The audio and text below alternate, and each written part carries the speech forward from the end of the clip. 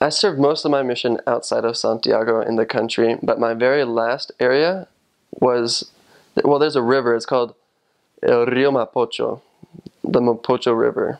And that river divides Santiago really from like more of the country area. So my very last area, I was on the other side of the Rio Mapocho, like inside Santiago. So that was my first real experience of Santiago living in life. And it's crazy. If you're living in Santiago, you're probably in a apartment or in just a really small house. And as a missionary, you'll just wake up to the noise of people running back and forth early in the morning trying to get to their bus. You'll hear the buses shake as they go by, and your whole house will shake as the buses go by. Because, like, I don't know why the roads, the buses are huge, and you'll feel the buses pass you by every time, and you'll smell Santiago. Santiago has its own smell. It's literally impossible to describe with words because it's a mixture of coffee, fruits, vegetables, dog, like disgusting old couches that they've thrown into the road. It's a mixture of everything good and everything bad, and that's Santiago. And the daily life in Santiago is it's stressful. People, the average person will wake up at 6 in the morning. They'll eat a piece of bread, some yogurt, run out the door. During the winter, it's terrible because it's ugly. The trees don't have any leaves. It's more of a desert area, so the only trees that they do have are without leaves. It's cold. Everybody's like all bundled up. You're on a bus with no room, and people are squishing more people on, and you're angry at the world. Everybody in the morning is angry in Santiago. That's why it's not good to talk to people very early in the morning, because they're focused on getting to work, and they're all bundled up, freezing cold, and the subway's just as bad. Everybody's bundled up on the subway, trying to fit everybody on, squeezing everybody on, squeezing out once it's your turn to get off. You'll go to work. A lot of people work in something called the feria, which as a missionary you'll hate and love at the same time. The feria is just a huge farmer's market. They'll close down a road, and local people will bring out fruits and vegetables, CDs that have been pirated, just stuff like that, clothes. Well, that's a different thing. Clothes and like electronics is more, it's called el persa. So that's more like clothes and stuff like that, toys. But la feria y el persa, those two things, those, a lot of people work in those. Even if they do have a real job, they'll do part-time working in the feria selling fruit. And some people, that's their life. Every day, they'll just go to different streets, finding the feria, and then they'll put their little stand down and sell, hoping to make enough to pay for their bread at night. And you'll hate that as a missionary, and the reason why I say that is because you'll challenge people to come to church on Sunday, and they can't because they're working in the feria.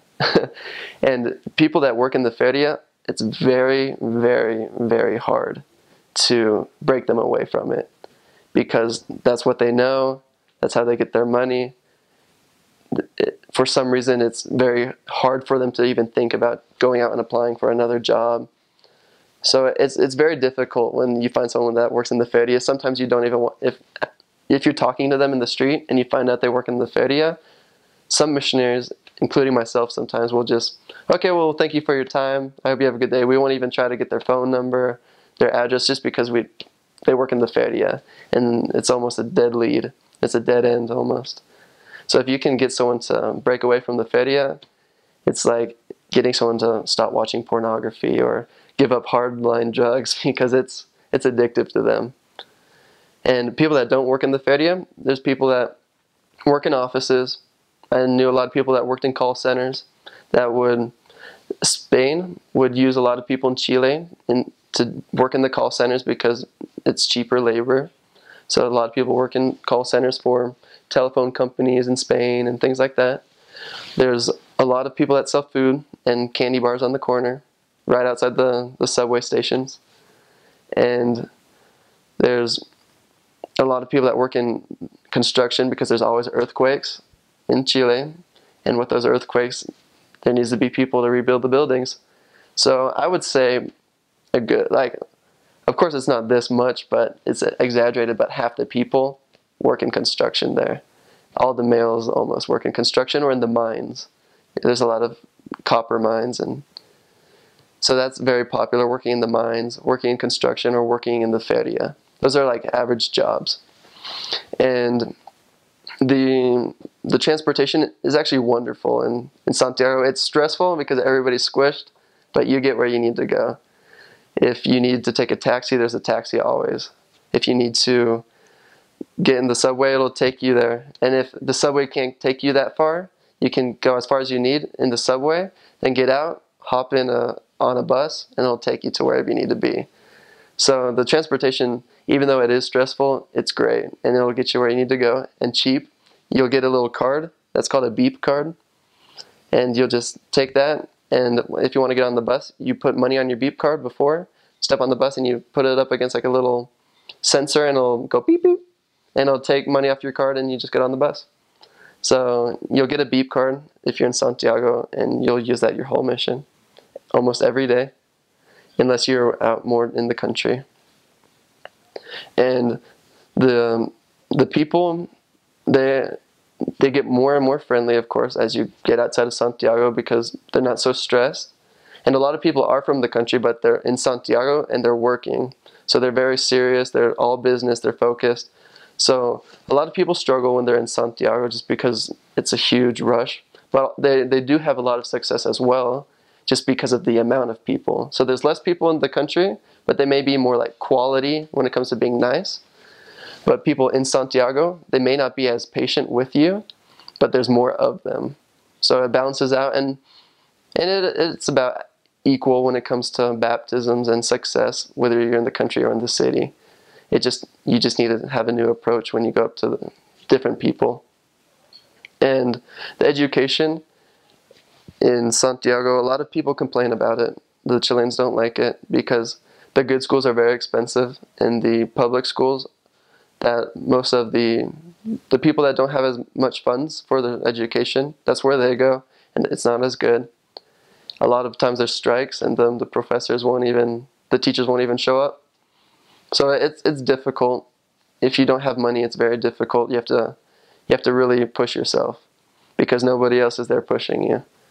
It's not impossible, but the people that have less money usually don't go as far. They don't have a college education. But it's funny because once you graduate high school, your options open a lot because there's a lot of great universities in Chile. If you can get good grades and save up some money, you can do quite well because there's some great universities that are very well known.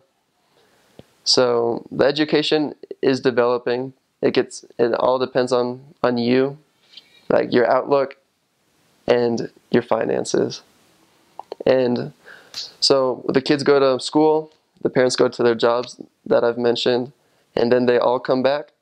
The parents will get home probably a little bit later than the kids. And the kids just walk from school or take the bus. There's no like big yellow school buses. For the littler kids, there are little yellow vans that pick them up and drive them around, but they're just little yellow vans. But anyways, the family will come home and they'll sit down and they'll eat something that's called once. Then that's like their little dinner. They have a huge lunch. Everybody comes home and eats a huge lunch, which is the equivalent of our dinner at about like 2 o'clock, 3 o'clock. And then they will eat something light at night. They have delicious bread in Chile, by the way.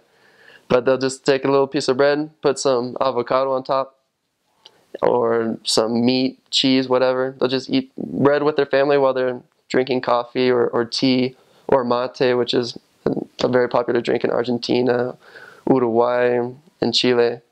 It's just an herb that they drink. So they'll just drink a hot drink, and maybe the kids, they'll drink a soda, and they'll just eat bread around the table, and they'll just talk. And it's religious for them. They have to sit down and eat once. And once you become good friends with your investigator or a member, you'll always be invited to eat once with them.